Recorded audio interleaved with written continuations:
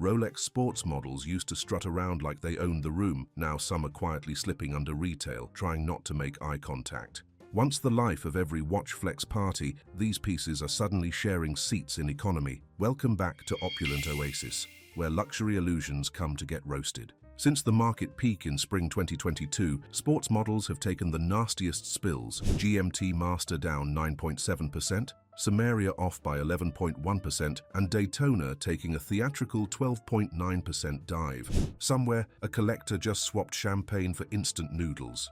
Meanwhile, the tamer crowd, Datejusts and Oyster Perpetuals, only dipped around 9.2%. Even with the bruises, Rolex still outshined Patek, AP and Vacheron. Flexing quietly is still flexing. This past year, retail prices tiptoed up, while secondary prices tripped over themselves. Now, models once bragging about fat premiums are hanging under retail or clinging right at it. Somewhere, a flipper is regretting that easy money TikTok course. Rolex GMT Masters. First up, the Root Beer GMT Master 2, reference 126711C HNR. This two-tone star in rose gold and steel has always loved the spotlight, like that friend who insists on karaoke after midnight. Over the past year, around 2,200 of these found new wrists. Just a year ago, retail sat at $16,700 in the US, while the resale market was tossing around offers at $18,500. Then, Rolex did what Rolex does best, hiked the retail price twice, January and May, landing it at $18,150.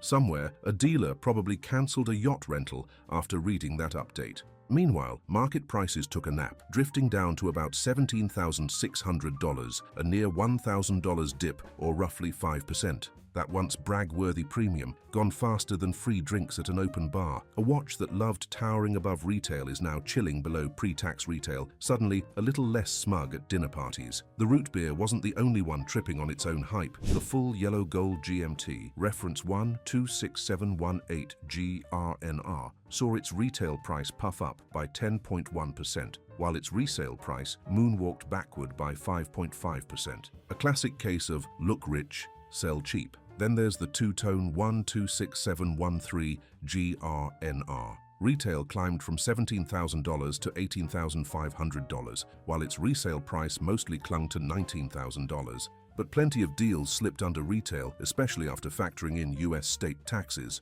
It's the kind of plot twist that leaves flippers reaching for their stress balls. Outside the US, retail tags usually include tax right off the bat, making boutique prices even spicier than resale. Between tax math and exchange rate drama, tracking GMT prices has turned into a global reality show, and half the fun is just watching who gets voted off the island next. Before we keep rolling, hit subscribe and join the Opulent Oasis crew. Exclusive watch scoops, zero pretentiousness. Alright, back to the good stuff. Rolex Submariner. Time to swim over to the Submariner lineup, where a couple of models have been quietly skinny dipping below retail this past year. First up, the blue bezel two-tone Submariner, reference 126613LB. Retail prices strutted from $16,150 to $17,600, a bold 9% hike that probably had a few wallets calling their therapists.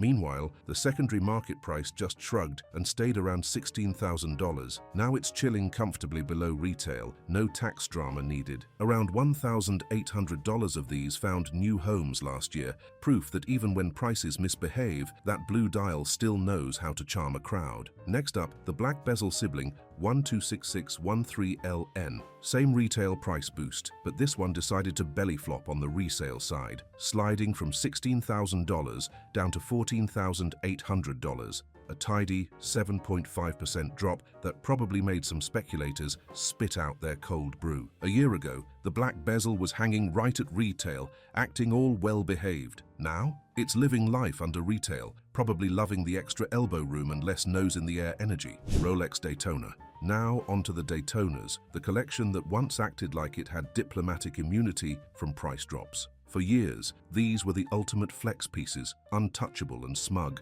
the wrist equivalent of a backstage pass. But this past year, 4 models took a long overdue reality check. Blame it on the massive price jump in January. While gold models in other lines crept up around 7%, Daytonas flexed to a wild 14% hike. Somewhere, a few credit cards probably staged a silent protest in someone's wallet. Take the white gold Daytona, reference 126509.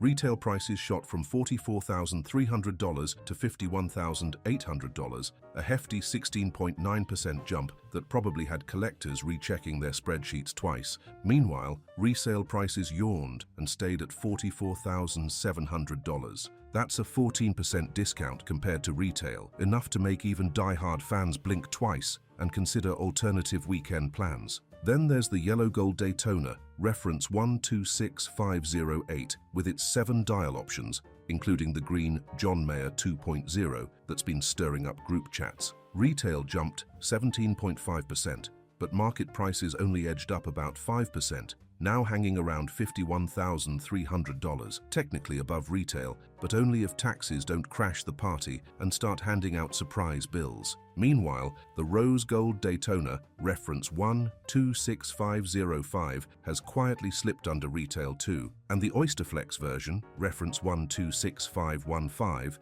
is about 5% above retail but might still be cheaper used after the tax man shows up uninvited. Even the mighty Daytona finally had to swap its crown for a reality check, proof that no watch, no matter how legendary, is too cool to fall from its pedestal.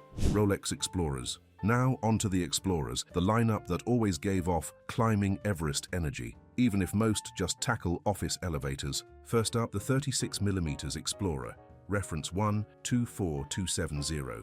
Retail prices tiptoed up from $7,250 to $7,500, a mild 3.4% bump that barely counts as a warm-up stretch. Meanwhile, the market price decided to do a little downward jog, dropping 6.5%. Once flexing above retail, it's now chilling below, probably feeling pretty zen about it. Around 1,500 of these changed hands this past year, proving even the toughest climbers slip sometimes. Next, the 40mm Explorer, reference 224270. Last year, this one strutted around more than 10% above retail, thinking it was untouchable. Now, retail and market prices are basically shaking hands at the same level. Somewhere, a few flippers are probably questioning those get-rich-quick spreadsheets. Then there's the Explorer 2 with the GMT function, available in a black dial or that sharp white polar dial. The black dial version is sitting around $9,900, just under its $10,500 retail. The polar is hanging a bit higher at about $10,400, still sliding in under retail. Watching these adventurous models get a reality check has been almost as entertaining as seeing someone actually take one on a proper hike. Rolex Air King. Next on deck, the Air King.